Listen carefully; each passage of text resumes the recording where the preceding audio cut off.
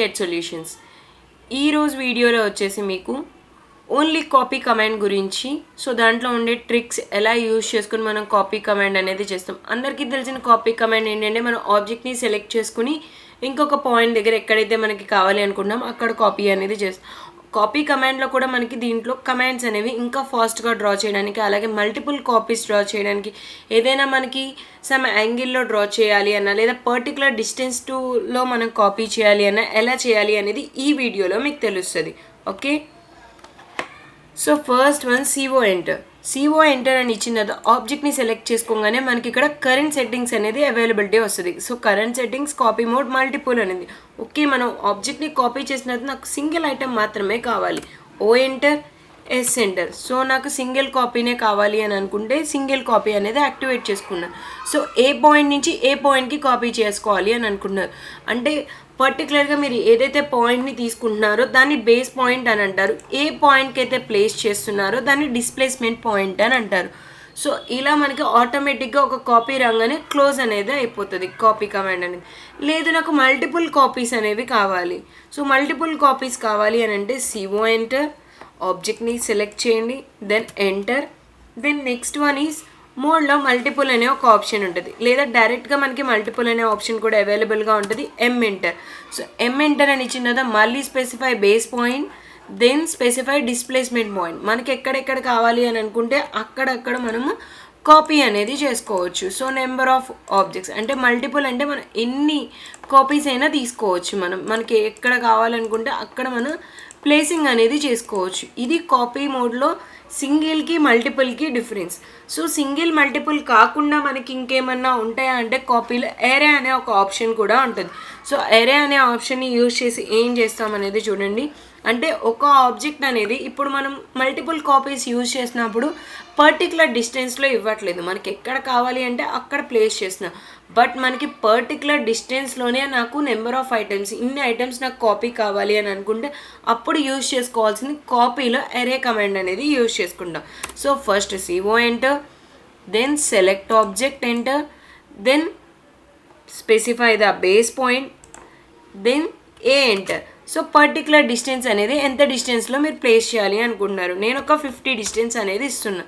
So 50 distance అని ఇచ్చిన తర్వాత సెకండ్ పాయింట్ అనేది పిక్ చేసుకోవాలి. అంటే ఎయిదర్ మీరు సెకండ్ పాయింట్ అనేది ఎక్కడ పిక్ చేసుకుంటే సేమ్ ప్రతి ఒక్క పాయింట్కి డిస్టెన్స్ అనేది, ఇప్పుడు ఫర్ ఎగ్జాంపుల్ నేను 50 ఎంటర్ అని ఇచ్చాను. ఓకే, పర్టికులర్గా మళ్ళీ చూడండి. సో ఫస్ట్ మనం ఈ ఆబ్జెక్ట్ యొక్క డైమెన్షన్స్ ఎంత ఉన్నాయి అనేది చూద్దాం. ఇది వచ్చేసి 123 అనేది ఉంది. సో ఇప్పుడు నేను CO enter, select object enter, specify the base point. So base point అనేది తీసుకున్నాను, then A enter. So number of items ఎన్ని కావాలి, 10 ఐటమ్స్ ఎంటర్, దెన్ సెకండ్ పాయింట్కి నేను ఇస్తున్న డిస్టెన్స్ 250 ఎంటర్ అని ఇచ్చాను.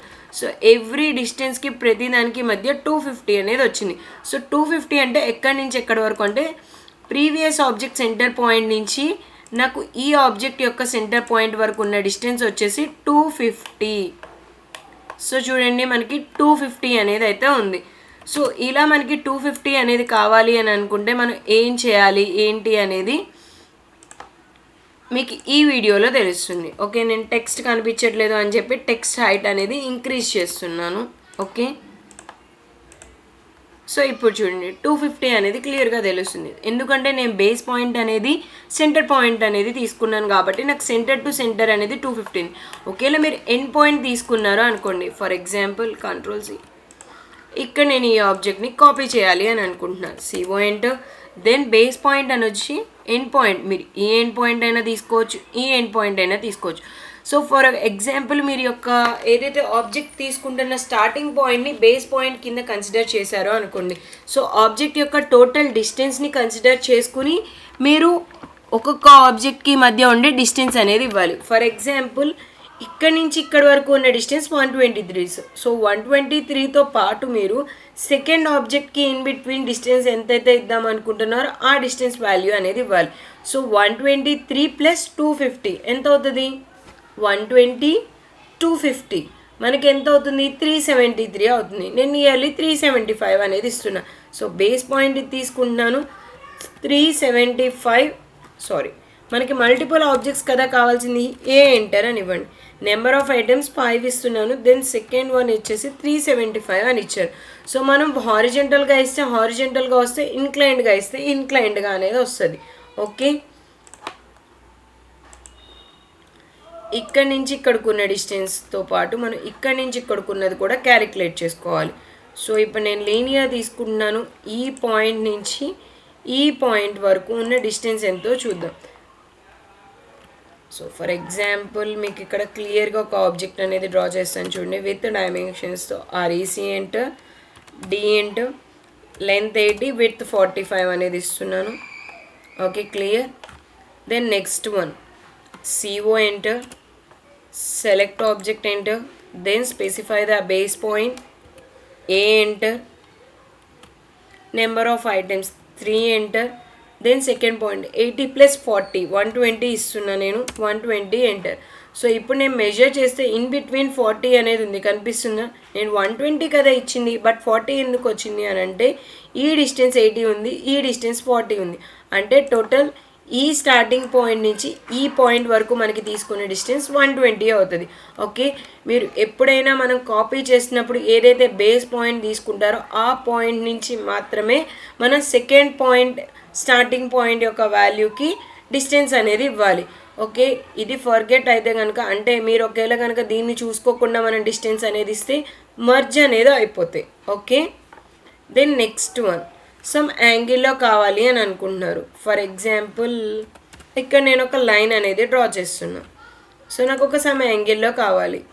CO enter, select object enter, then specify the base point, A enter. Number of items ఎన్ని కావాలో అన్ని ఐటమ్స్ ఇచ్చి మనం ఏ పాయింట్ కావాలనుకుంటే ఆ పాయింట్ క్లిక్ చేయగానే ఆటోమేటిక్గా మనకు వస్తుంది.